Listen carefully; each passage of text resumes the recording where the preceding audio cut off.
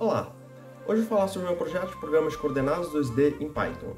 O projeto consiste em duas partes. Na primeira, será feito um algoritmo que analisa a posição e quantidade de pontos em um plano cartesiano, onde o ponto de origem não precisa ser necessariamente 0 e 0. E na segunda parte, um algoritmo que analisa o caminhar de um robô sobre um plano cartesiano, em que ele deve seguir um padrão em que ele caminha um passo para cima e dois para o lado. Então, vamos começar! A parte 1, na minha opinião, foi a mais difícil desse projeto, por isso vou levar um pouco mais de tempo para explicar. Primeiro, eu solicito ao usuário as coordenadas x e y de origem do plano cartesiano, as quais serão armazenadas nas variáveis origem x e origem y. Esses valores serão fundamentais para fazer todas as próximas análises do programa. Para este exemplo, vamos considerar que as coordenadas de origem são 1 e menos 3. Logo após isso, eu peço outro input ao usuário, o número de pontos que serão analisados, o que será armazenado na variável n de pontos. Essa variável será usada como uma variável do tipo contadora, pois vai determinar quantas vezes o loop de while vai rodar. Dentro desse loop, serão analisadas as distâncias e as localizações de cada ponto que o usuário digitar. Vamos considerar 3 pontos dessa vez, que vocês podem observar na tela. Primeiramente, para cada valor, o loop solicita as coordenadas x e y do próximo ponto a analisar. Elas são armazenadas nas variáveis coordenada x e coordenada y. Para este exemplo, vamos considerar os pontos que eu já mostrei. Sabendo disso, já posso calcular a distância do ponto atual até a origem. Para isso, calculamos as distâncias x e y por meio de um simples cálculo de subtrações, e com isso podemos pensar em um triângulo retângulo, no qual a distância que eu quero é a hipotenusa. Isso pode ser calculado com o famoso Teorema de Pitágoras, o qual será calculado em Python. E para isso vou precisar da função sqrt, ou raiz quadrada, que vem da biblioteca math, importada logo no início do programa. Ao calcular a distância armazenada na variável distância total calculada, eu vou determinar se ela é a maior ou menor distância encontrada até aquele ponto. Para isso, ela será comparada com as variáveis maior distância total e menor distância total, iniciadas em 0 e 1 milhão respectivamente. Se a distância calculada for maior que a distância armazenada, a maior distância será atualizada com o valor analisado. Caso contrário, o valor de maior distância será mantido.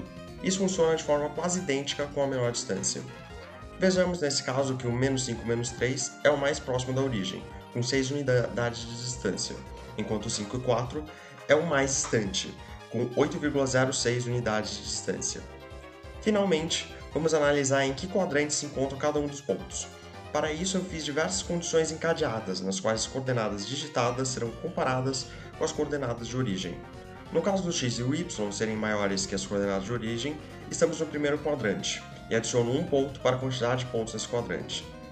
Se x é menor que a origem e y maior, segundo quadrante. Se x e y são menores que a origem, terceiro quadrante. E se x é maior e y menor, quarto quadrante. Se o x ou o y forem iguais a zero, eu digo que o ponto está bem no eixo das coordenadas, sem estar em um quadrante específico. Dentro do próprio loop, já falo para o usuário em que quadrante o ponto se encontra. Uma vez analisados todos os pontos, mando como os últimos outputs as coordenadas dos pontos de menor e maior distâncias e a quantidade de pontos em cada quadrante. Observamos que só temos um ponto no primeiro quadrante e um ponto no segundo quadrante, nesse exemplo que acabei de passar. A parte 2 eu achei mais fácil do que a parte 1 e por isso levarei menos tempo para explicar. Primeiro eu peço ao usuário as coordenadas x e y do ponto inicial do robô, armazenadas em origem x robô e origem y robô. Os valores dessas variáveis serão os mesmos das coordenadas finais do robô no início do programa, já que ele ainda não iniciou sua caminhada. Conforme ele caminha, as variáveis x final e y final serão atualizadas. Além disso, temos as variáveis passo cima e passo lado, as quais se comportam como variáveis booleanas e servem para regular a caminhada do robô, com 1 representando true e 0 representando false. Com isso, iniciamos o loop de while, o qual vai rodar o tanto de passos que o usuário solicitou previamente. Para saber se o robô caminha para cima ou para o lado, eu analiso as variáveis passo cima e passo lado. Isso será feito por meio dessas condições encadeadas.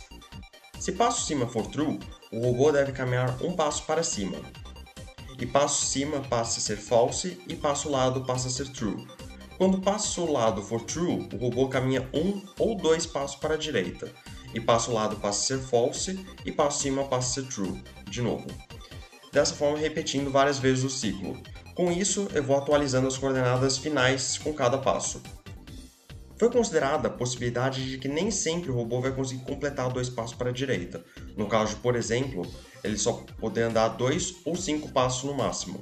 Por isso que, no caso de faltarem apenas um passo para o robô andar e ele já estiver ativado para andar para a direita, ele só vai dar um passo ao invés de 2.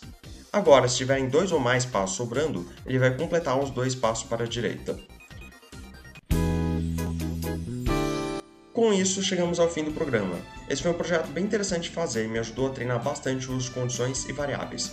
Desejo tudo de bom para vocês e obrigado por assistirem.